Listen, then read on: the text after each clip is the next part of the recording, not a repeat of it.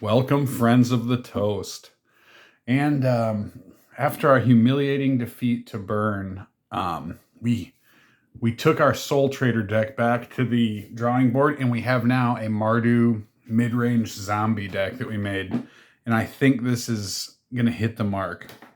So later this evening, after we post this video, we are going to go up against Burn with this deck. So let's get right into it. Oh, look at this treasure token. Huh. What is that? Kind of like a sunlight token? Interesting. Anyways, let's get right into our large creature base. And we'll explain it as we go through here. So this is the main deck. The sideboard is very active in this. Very active sideboard. So we have this awesome Stitcher's Supplier here. When it enters or leaves the battlefield, mill 3 cards.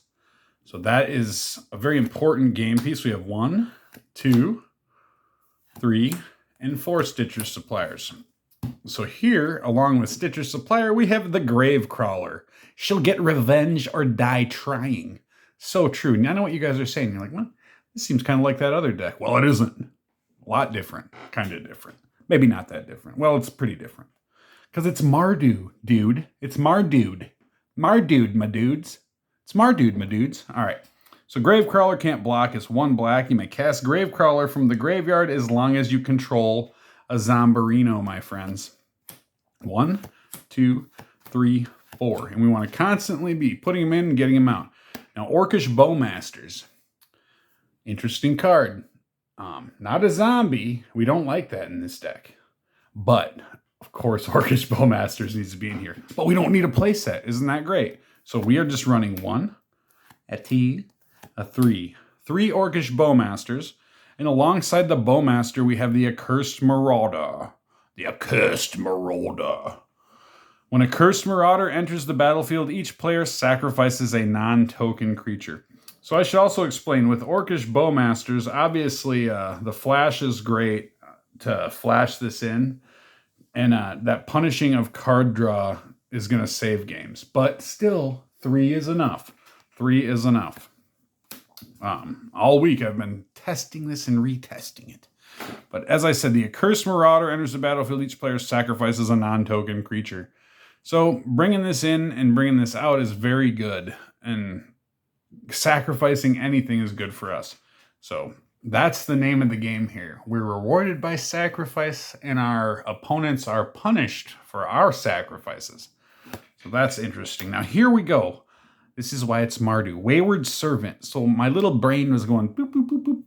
I'm like, man, we need some way to stop Burn from doing its thing. So whenever another zombie enters the battlefield under your control, each opponent loses 1 life and you gain 1 life.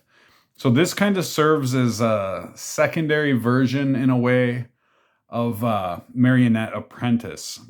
However, it's zombie. But when we do our little combo, it's always going to be a zombie entering anyways, because it's always Gravecrawler. So we have 1, 2, 3. And one of these can be sideboarded. So it's definitely a sideboarded thing. But that zombie entering the battlefield under your control, each opponent losing 1 life and us gaining 1 life. Essentially, that's like whenever another creature or artifact you control is put into a graveyard from the battlefield, each opponent loses 1 life. So it's kind of like this, a lesser version in a way.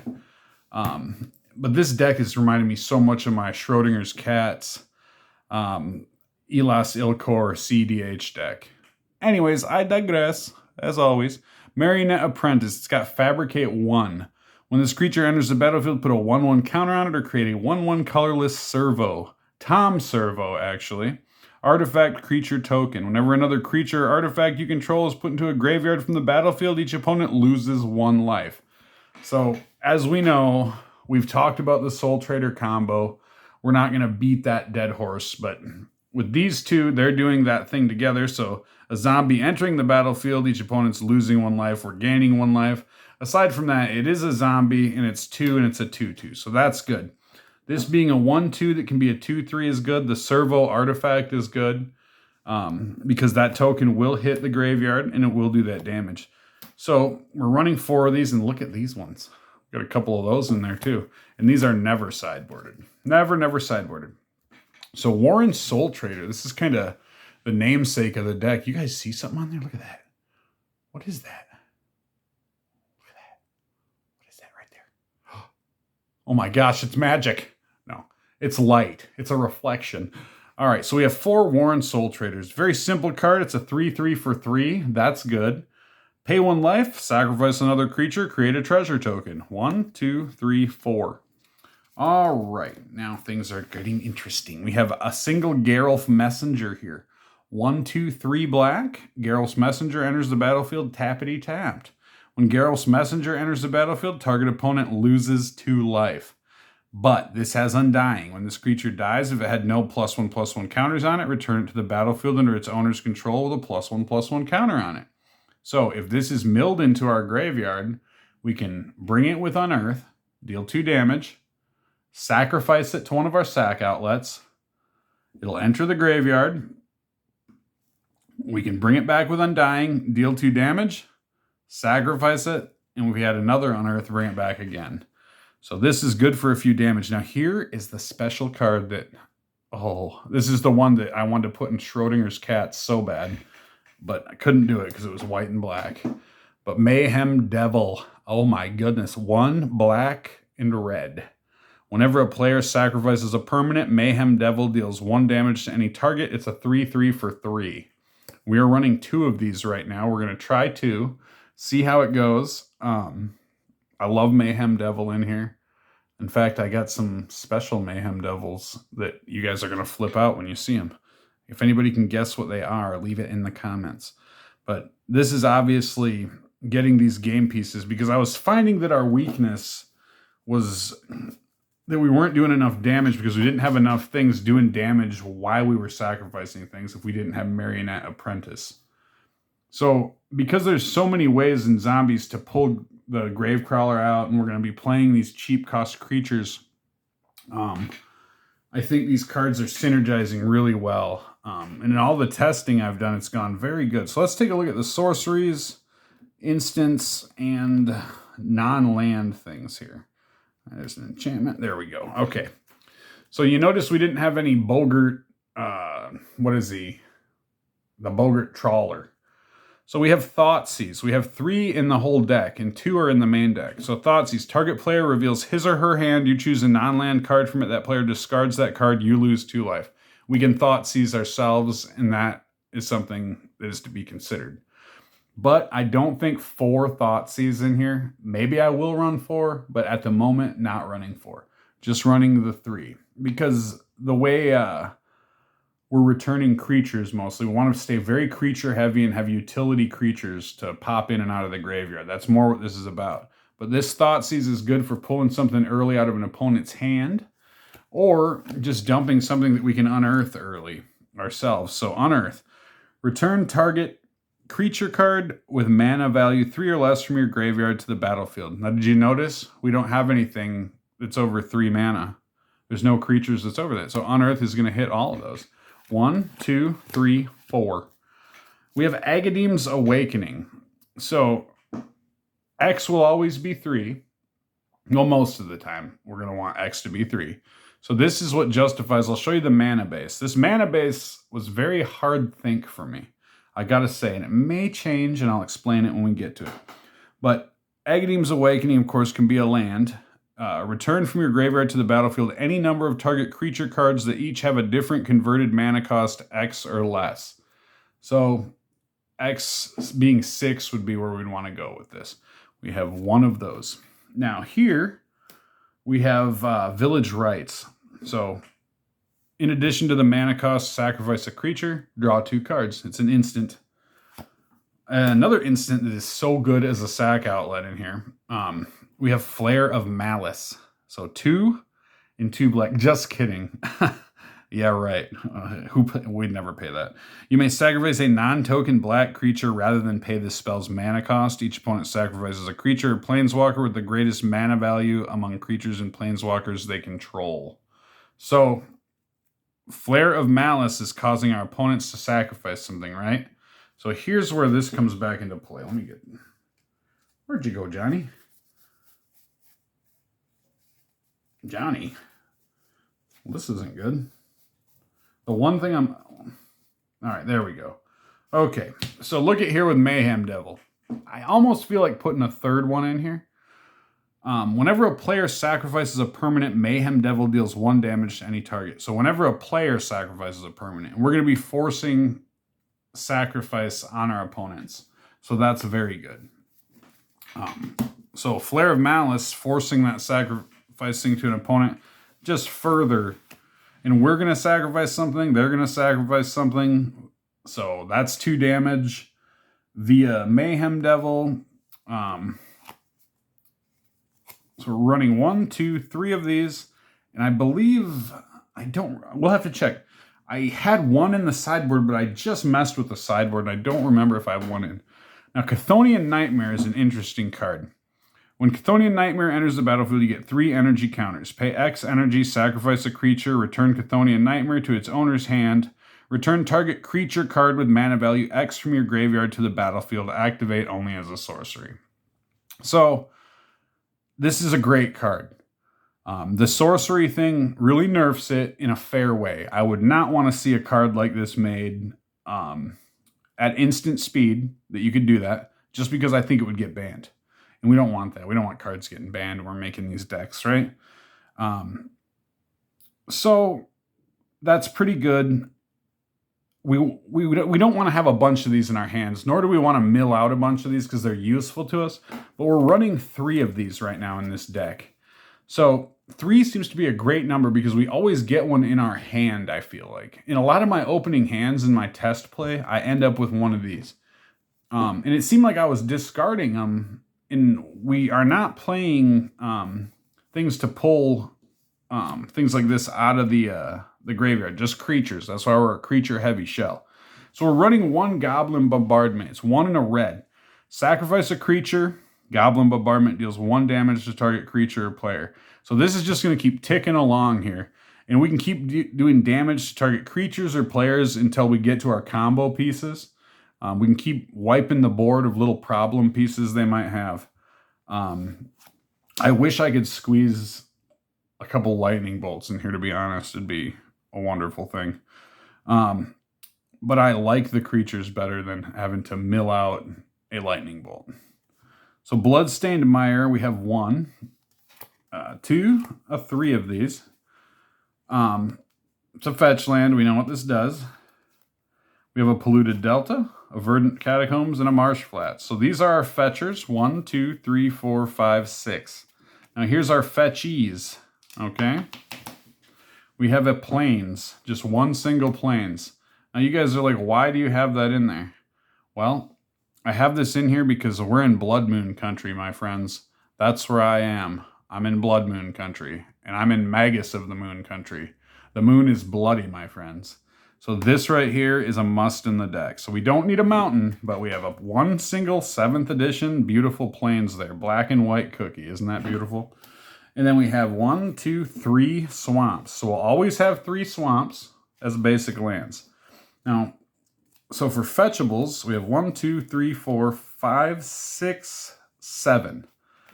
And if you look here, 3 swamps always are going to be swamps because we'll always need 3 swamps no matter what we're doing.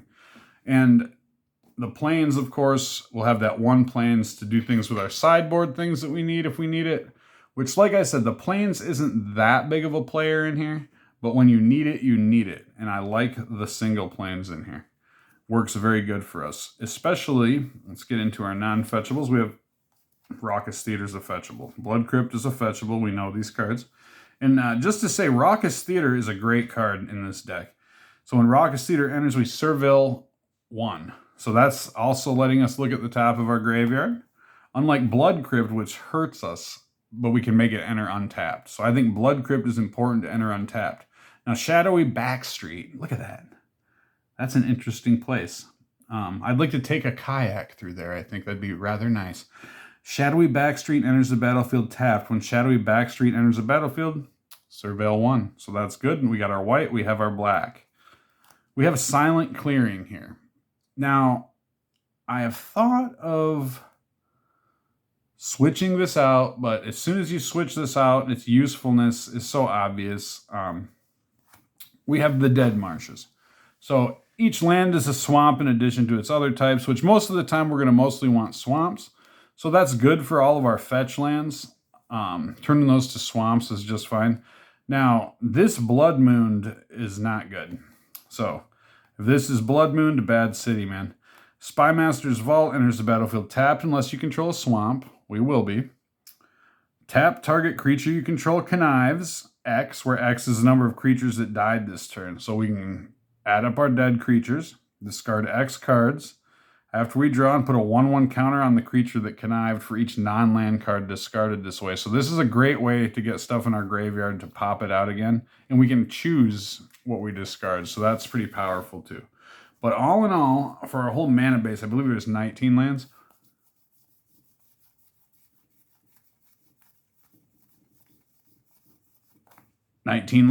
And we have one more land. So we have 20 lands with our land producing Agadeem's Awakening. So there's the main deck. Let us talk about the sideboard, friends. We're 16 minutes in. We're doing good. I like mixing the deck explanations. Look at that treasure. She's treasurely, but is she seaworthy? I don't think she... Nope, not seaworthy. Sunk below the oceans of the toast. So in our sideboard, we have the Third's Thoughtseize. We have 2 Fatal Pushes. So we're going to definitely destroy target creature if it has converted mana cost 4 or less, because permanents are leaving and entering the battlefield all the time. Force of Despair. If it's not your turn, you may exile a black card from your hand rather than pay this spell's mana cost. Destroy all creatures that enter the battlefield this turn. I can think of at least one definite creature that this would be great to hit with, especially after it did its thing. So let us look here at Wear and Tear. We have Destroy Target Artifact, Destroy Target Enchantment. Now we're just running one of these in here, but this makes its way in and it is very useful, especially for Destroy Target Enchantment. And getting to do both of these is very good. Now here's a card that is really perfect in this deck. Rakdos Charm. Exile all cards from target player's graveyard, or destroy target artifact, or each creature deals 1 damage to its controller. Exile cards from graveyard, very useful. Destroy target artifact, that's pretty good. Each creature deals 1 damage to its controller.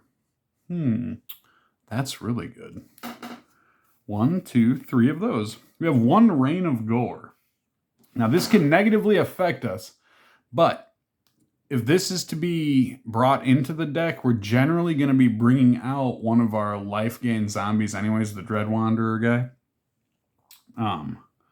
So this is going to be sideboarded when we're going against pesky life gain situations, but there's just one of them. So here's Accursed Marauder. So we have a second Accursed Marauder, and this one's like this because we know this is the one we want to sideboard. We have a second one of these. We have 2 Harsh Mentors. So whenever an opponent activates an ability of an artifact, creature, or land on the battlefield, if it isn't a mana ability, Harsh Mentor deals 2 damage to that player. I love this card. I've recently discovered its usefulness again. Not just against Nadu decks either. In this deck particularly, which is like death by 1,000 cuts, when we need this guy and he gets in there and we get one of him on the battlefield, he really does work. Speaking of needing on the battlefield and doing the work, let's talk about Fulminator Mage. Sacrifice Fulminator Mage, destroy target non-basic land. So let's say turn 1, Stitcher's Supplier. This ends up in the graveyard. Turn 2, unearth. Sacrifice it, destroy one of their lands. Turn 2, set them back. And then just that setting back that quick is going to set us forward that much. Because that is what we need to get our insane combo that we love so much. Which some people say it's broken. I don't think it's broken. I think Burn really took it down. Just like one of our guys said in the comments that, oh, I'd love to see Burn do this and do that. And Burn certainly did that. So be not proud, the man who versus a lady with a burn deck, because she took me to count. So let's see what happens tonight, and we're going to get at it probably in about 45 minutes here.